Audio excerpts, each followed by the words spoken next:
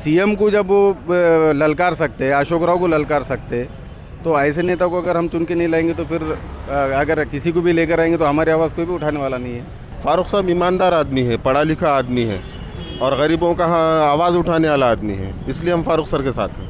और मुझे ऐसा लगता है कि फ़ारूक अहमद साहब हमेशा से मुसलमानों के सवालों के जवाब देते आए हैं। लास्ट टाइम वो गिर भी गए थे, लेकिन फिर भी उन्होंने पूरे 5 साल मुसलसल लोगों के सवालों के जवाब दिए और लोगों के हर परेशानी में उनके साथ रहे। स्वागत है आपका द साउथ टाइम से। मैं हूँ जैद अहमद। आज हम लोग नांदेड़ के खईम प्लॉट एरिया में मौजूद है और यहाँ पर फ़ारूक सर की पद यात्रा निकल रही है। तो आइए यहाँ की जनता को पूछते हैं कि फ़ारूक सर को क्यों सपोर्ट कर रहे हैं। सबसे पहले नाम बताइए आपका। मेरा नाम सरफराज खान है जी, जैसे कि आप यहाँ फ़ारूक सर के समर्थन में यहाँ पर आए हुए हैं, तो फ़ारूक सर को क्यों सपोर्ट कर रहे हैं आप? कौम की हमदर्दी सबसे असल है। सियासत करना, ठेकेदारी करना, ये सब में है। फ़ारूक सर गरीबों के हमदर्द है। हर बुरे हालात में फ़ारूक सर पिछड़े तबकों के साथ खड़े हुए हैं हर टाइम से।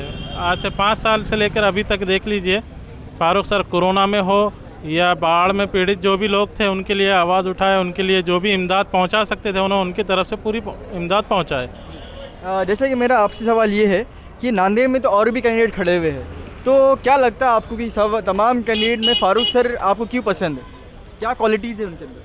सर की क्वालिटीज़ तो गिना नहीं सकते, इतनी सारी क्वालिटीज़ है सर। सर पढ़े लिखे हैं, कौम के हमदर्द है। छोटे से छोटे मुद्दे पूरे हिंदुस्तान में कहीं पर भी हो, फ़ारूक सर पहले उसके लिए जवाब देते हैं, हुकूमत से लड़ते हैं, आवाज़ उठाते हैं। गरीबों की आवाज़ फ़ारूक अहमद है। नांदेड़ में देखिए, जैसा कि फ़ारूक सर के अपोजिट में एमआईएम ने अपना कैंडिडेट दे दिए, तो इसके ऊपर आप क्या कहेंगे? देना चाहिए था उनको? नहीं देना चाहिए था। किसी एक कायद चुनना चाहिए और वोट डिवाइडेशन का काम नहीं करना चाहिए।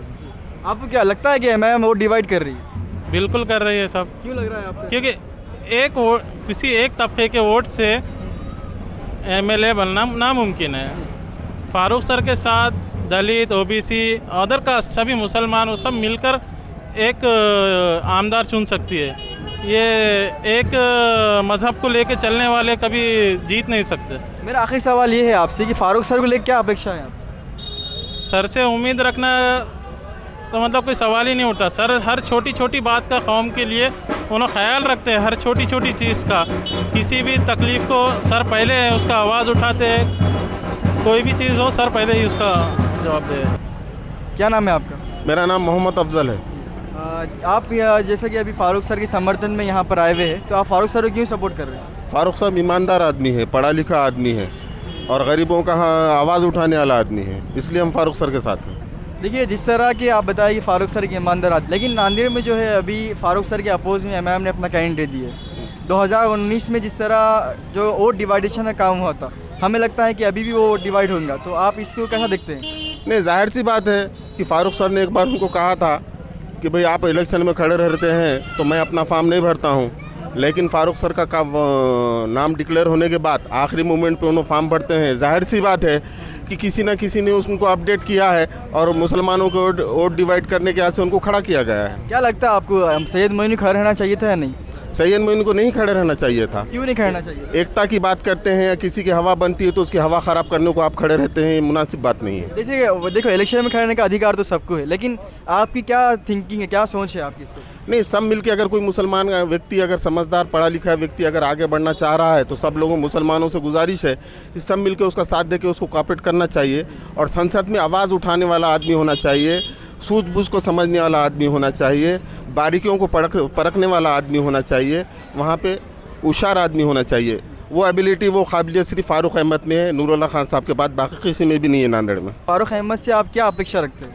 नहीं, फारूक अहमद से अपेक्षा रखने की तो सवाल ही पैदा नहीं होता कि बिगर अपेक्षा के वो काम करते हैं। गरीब लोगों के हमदर्द है, वो डोर टू डोर जाके लोगों की मसले मसाइल को सॉल्व करते हैं। कोरोना आप देख लीजिए, कोरोना के अंदर किसी ने आगे नहीं बढ़ा, उनकी कोई सत्ता नहीं रहने के बावजूद भी गरीबों के लिए मदद की है, उनको कीटां बांटे। परसों हाल में नांदेड़ में पानी आया था, पूरे गरीबों को खाना खिलाने का काम, उनको घर से लेकर जाके दूसरी तरफ शिफ्ट करने का काम फारूक अहमद साहब ने किया है। नांदेड़ की जनता के लिए आप क्या मैसेज देना चाहेंगे? नांदेड़ की जनता को मैं अपील करता हूँ, दक्षिण की जनता को, कि फारूक अहमद काबिल आदमी है, सब जनों मिलकर उनको कोऑपरेट करके चुन के लाना चाहिए, फ़िरका परस्तों को जवाब देना चाहिए। क्या नाम है आपका? सरफराज खान। जैसे कि यहाँ पर अभी फारूक अहमद की पद यात्रा चल रही है, तो क्या लगता है आपको फारूक अहमद यहाँ चुन के आएंगे? अल्हम्दुलिल्लाह चुन के आएंगे, क्योंकि अभी हमारे पास में जितने भी लीडरान थे इसमें से कोई भी पढ़े लिखे नहीं थे और उनको उतना सेंस नहीं था। और आज जो उम्मत मुस्लिमा के हालात है, इस हालात को मद्देनज़र रखते हुए फारूक अहमद के वैसा कोई नेता ही नहीं है अभी।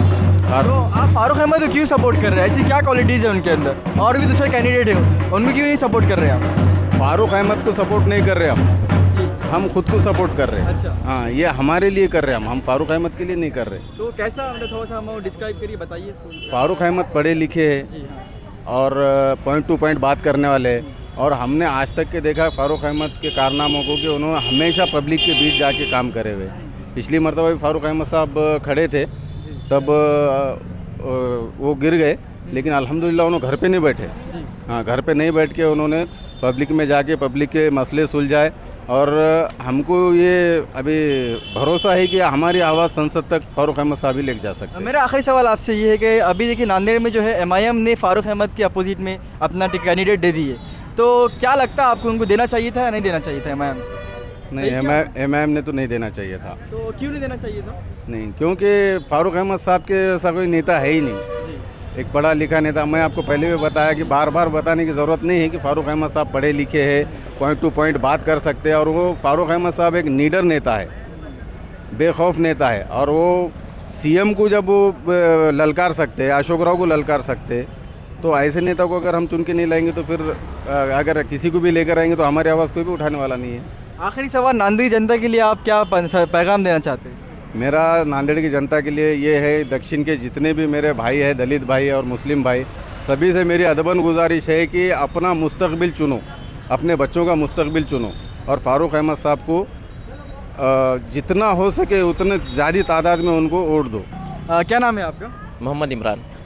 कहाँ से हैं आप? जी, मैं भोकर से। जैसा कि आप बताएं कि आप भोकर से, तो नांदेड़ को आप कैसे देखते हैं? नांदेड़ में जो इलेक्शन है साउथ में, फारूक अहमद एक कैंडिडेट है, उनके अपोजिट में एमआईएम ने अपना कैंडिडेट दी है, तो क्या लगता है आपको एमआईएम ने सही किया या गलत? जी, सबसे पहले तो नांदेड़ से 2 कैंडिडेट है। एक अब्दुल सत्तार साहब, जिनके खिलाफ में कोई कैंडिडेट नहीं है मुस्लिम का, इंशाल्लाह वो सीट वहाँ से निकलेंगे। और रही बात इधर दक्षिण की, तो फारूक अहमद साहब को बहुत पहले से ही वंचित वालों ने डिक्लेयर कर दिए थे। तो सुनने में तो ऐसे आ रहा था कि असदुद्दीन अवैसी साहब यहाँ से भी कोई कैंडिडेट नहीं उतारेंगे, लेकिन लास्ट एंड में क्या हुआ पता नहीं। अब यहाँ के लोगों ने अपनी राय बना के एक होके किसी एक कैंडिडेट को जिताना चाहिए। और मुझे ऐसा लगता है कि फारूक अहमद साहब हमेशा से मुसलमानों के सवालों के जवाब देते आए हैं। लास्ट टाइम वो गिर भी गए थे, लेकिन फिर भी उन्होंने पूरे 5 साल मुसलसल लोगों के सवालों के जवाब दिए और लोगों के हर परेशानी में उनके साथ रहे। तो फारूक अहमद साहब एक बेहतरीन कैंडिडेट है जो कि चुन के आना चाहिए और आगे जाना चाहिए, लोगों की आवाज़ बननी चाहिए। मेरा सवाल आपसे ये कि एमआईएम ने क्या सही किया है यहाँ देखें? देना तो नहीं चाहिए था, फिर भी बड़ों की हिकमत बढ़े जाने।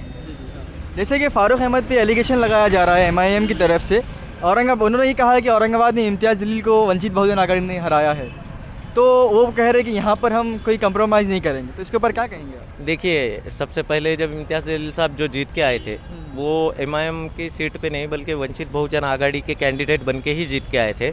और वहाँ पे एससी और मुसलमान दोनों का साथ था, इसीलिए चुन के आए थे। और यहाँ पे भी फारूक अहमद साहब को इंशाल्लाह दोनों का साथ मिलेगा, ऐसी उम्मीद है।